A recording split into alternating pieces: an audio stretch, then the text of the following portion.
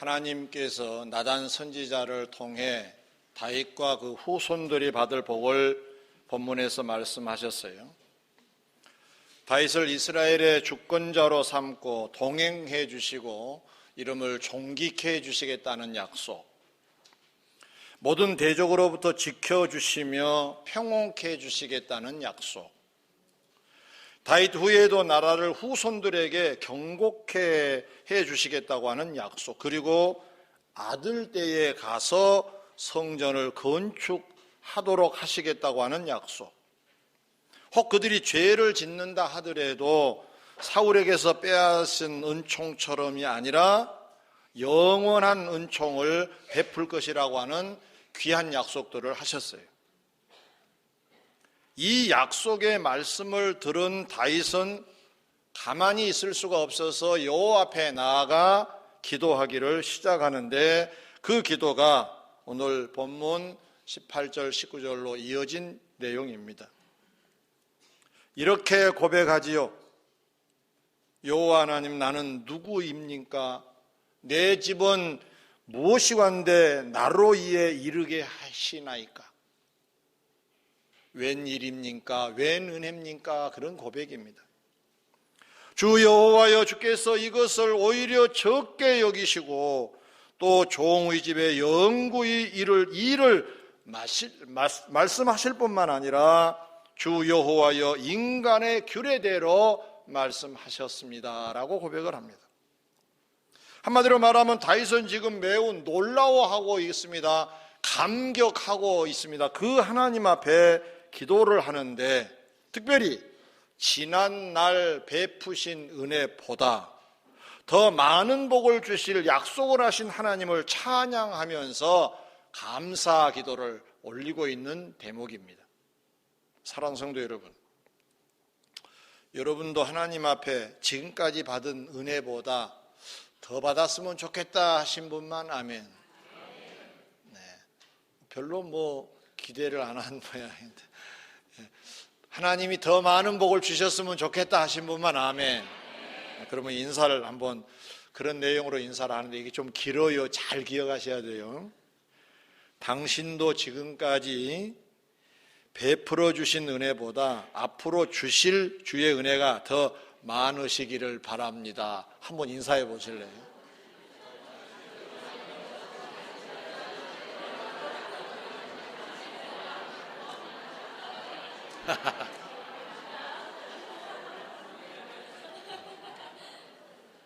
자, 청년들 날 봐. 눈 뜨고 날 봐. 너희들은 왜 안 해? 너무 길어서 머리 안 쓰고 싶어?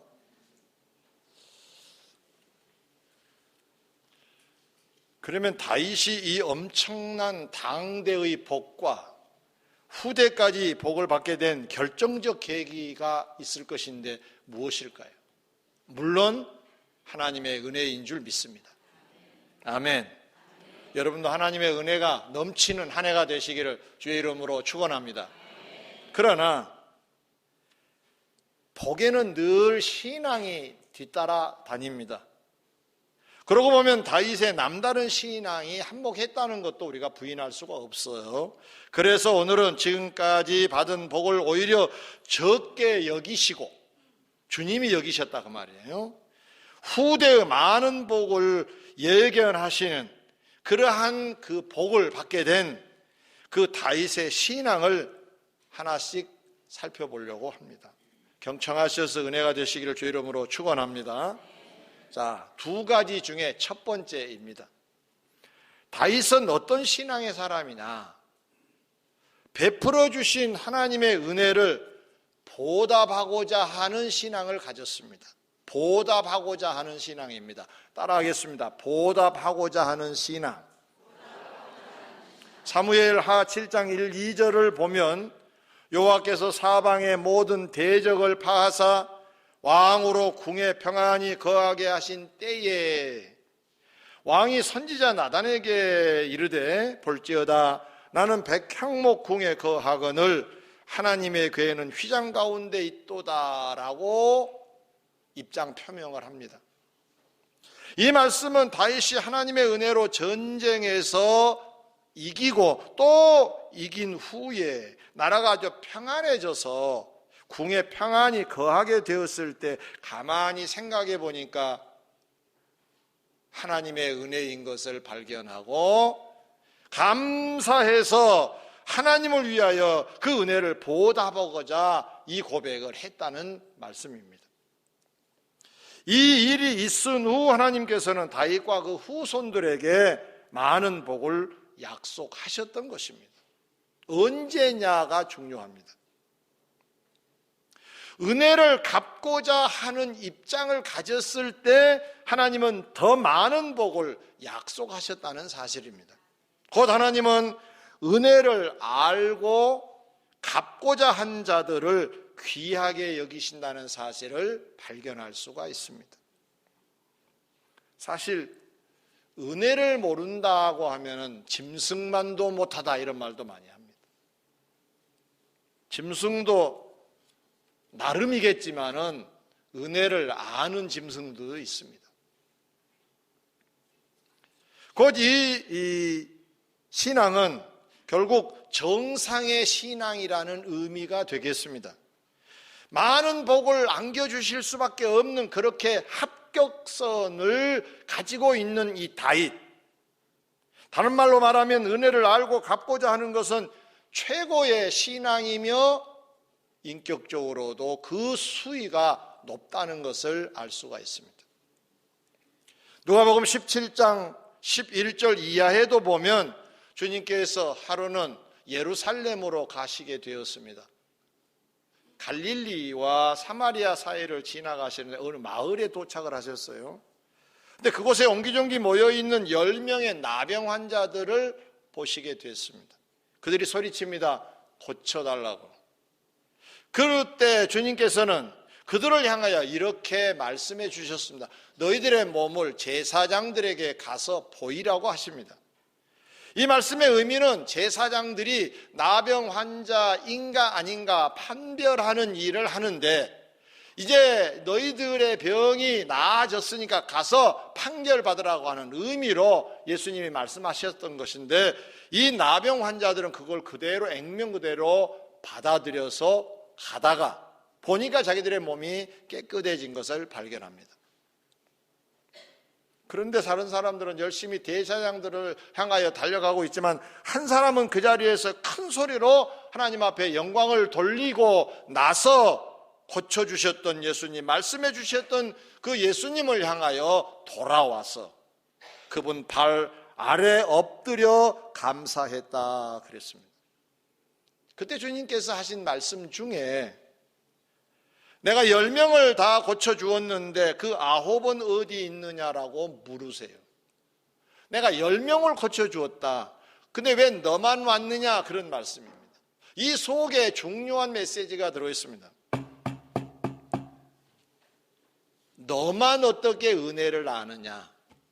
다른 사람들은 왜 은혜를 모른단 말이냐? 은혜 아는 자가 되어야 정상인데 그런 의미의 말씀입니다.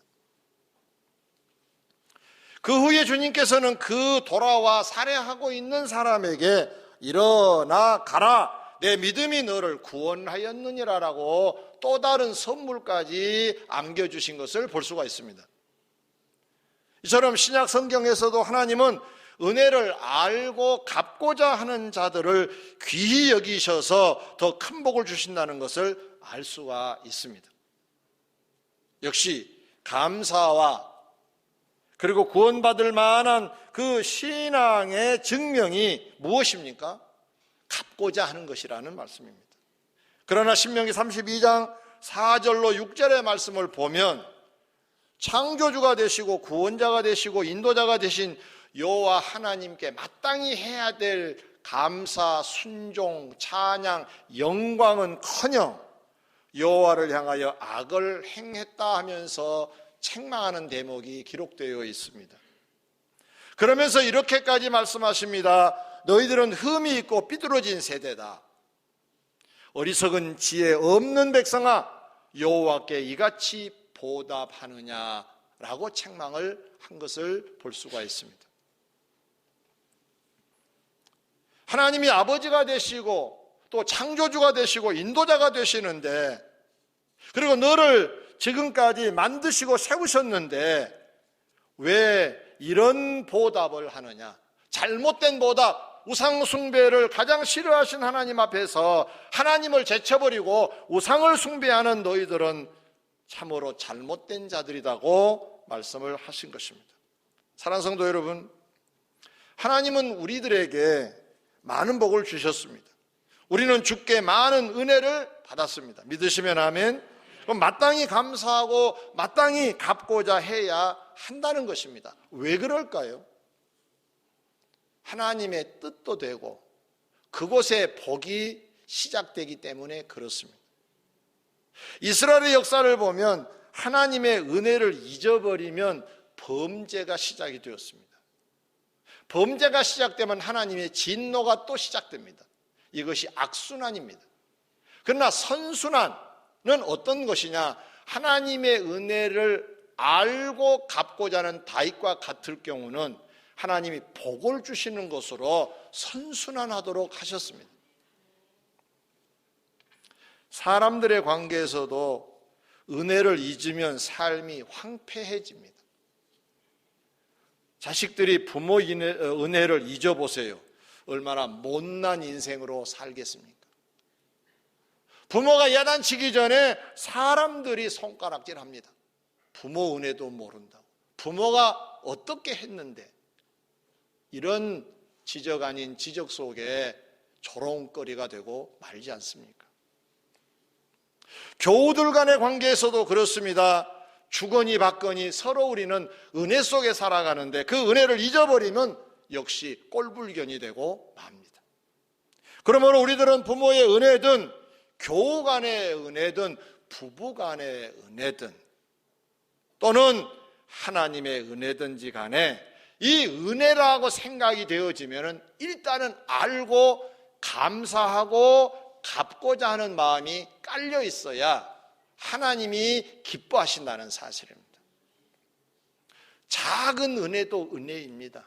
여러분에게 어떤 도움을 주셨습니까? 사람들이. 그것도 은혜입니다. 그 은혜도 잊어버리면 안 됩니다. 큰 것만 기억하지 마시고 작은 것도 우리는 기억하면서 감사할 수 있어야 합니다.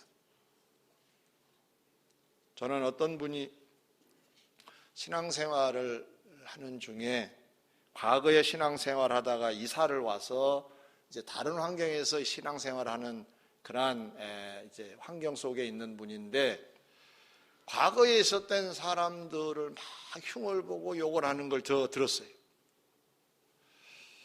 그건 참 못난 짓 아니겠어요?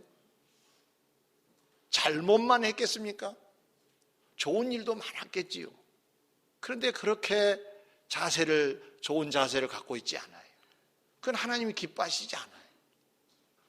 우리는 작든 크든 우리가 은혜를 입었다 싶으면 그 은혜를 알고 그 은혜를 갚고자 하는 것이 도리인 줄 믿습니다.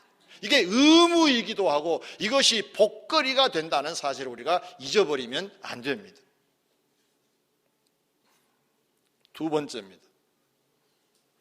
그러면 다윗은 어떻게 보답하고자 했을까? 내용에 있어서 그는 하나님을 위하여 집을 지어드리고 싶었습니다. 오늘 본문을 쭉 읽다 보면 하나님이 특별히 언급한 대목이 하나 있어요. 내가 내 집을 세워주겠다고 하는 말씀을 주세요. 제가 이 말씀을 묵상하면서 오늘 전체 주제는 아니지만 묵상하는 중에 이런 생각을 했습니다. 하나님의 집을 지어드린다고 하니 하나님도 내 집을 지어주신다고 하는 거구나 하는 원리를 발견했습니다. 뭔가 은혜를 갚고자 하는데 집을 지어드리고 싶은 이 다윗, 결국 이 말씀은 자기가 백향목으로 잘 지어진 집에 궁에 거하는데 하나님의 임재를 상징한 궤는 천막 속에 있음을 안타까워했다는 얘기고 보면 그 마음이 얼마나 아름다운가를 알 수가 있지요. 할 수만 있으면 다윗은 성전을 정말로 건축해 드리고 싶었습니다. 후에 솔로몬이 성전을 건축하지요. 그런데 다윗은 자기가 건축한 사람처럼 처신한 걸 볼 수가 있습니다. 자기가 훨씬 더 많이 물질을 투자하고, 사실 이름만 솔로몬이 짓는 것이지 내용은 다윗이 지었다고 해도 과언이 아닐 정도로 그의 씀씀이를 보면 놀랍지 않을 수가 없습니다. 그때 선지자 나단이 3절 나단이 왕께 고하되 여호와께서 왕과 함께 계시니 물은 마음에 있는 바를 행하소서라고 해요. 성전을 짓고 싶습니다 라고 하는 얘기를 하자 당신이 좋은 생각을 했습니다, 그대로 행하세요, 나단도 격려했다고 하는 말씀입니다. 물론 그날 밤 하나님께서 나단에게 다시 나타나셔서 다윗은 성전 건축할 수 없다고 말씀하셨고, 앞으로 자식 중에 성전 건축을 할 자가 있다고 말씀하시므로 다윗에게는 더 이상 성전 건축이라고 하는 그러한 일은 하지 않게 되었지만, 이 전에 우리가 알아야 될 부분이 선지자도 감동이 될 정도로 당신 마음에 있는 바를 행하소서 할 정도로 곧바로 그런 반응을 보일 만큼 그렇게 귀한 생각을 해냈다는 뜻입니다. 그리고 4절에 보니까 하나님이 나단에게 나타나셔서 앞으로 할 일과 다윗과 그 가문에 내릴 복을 말씀하실 정도로 하나님도 크게 감동하셨다는 것을 알 수가 있습니다. 더 많은 복을 말씀해 주신 시점이 하나님의 집을 지어드리고 싶습니다 라고 고백한 직후라는 사실을 우리가 놓치면 안 됩니다. 얼마나 감동이 되셨으면 그걸 바로 받으셔서 그 입장 표명을 하셨겠습니까? 그런데 이때 다윗은 그 베푸시고 베푸실 복을 생각하면서 그 미래에 받을 복이 얼마나 많이 느껴졌는지, 다윗은 자신에게 주신 지금의 복을 하나님은 오히려 적게 여기셨다고까지 표현한 것으로 볼 때 하나님의 감동은 상상 이상이라고 할 수 있습니다.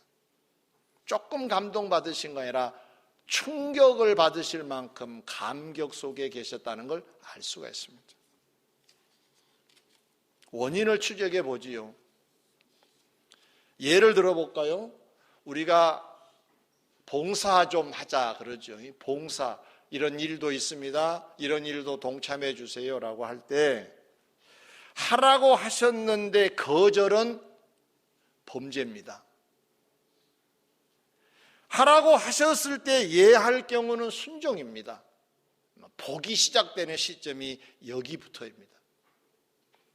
그러나 하나님의 언급이 없으셨는데도 하는 것이 있다면 이것은 하나님의 입장에서 나오는 말씀의 순종이 아니라 자원에서 하는 것이기 때문에 더 많은 복을 받을 수밖에 없는 수의의 신앙이 된다는 뜻입니다.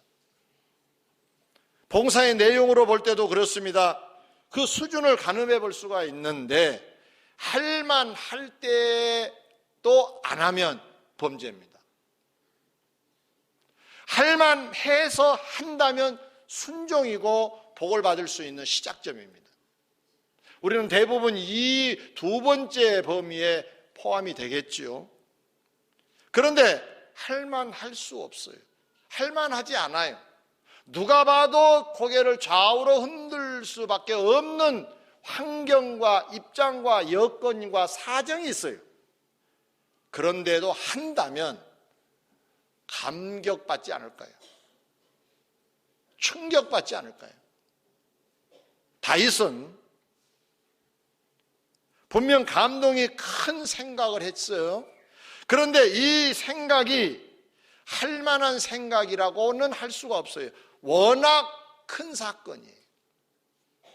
그리고 그 누구에게도 언급한 적이 없으세요, 하나님이.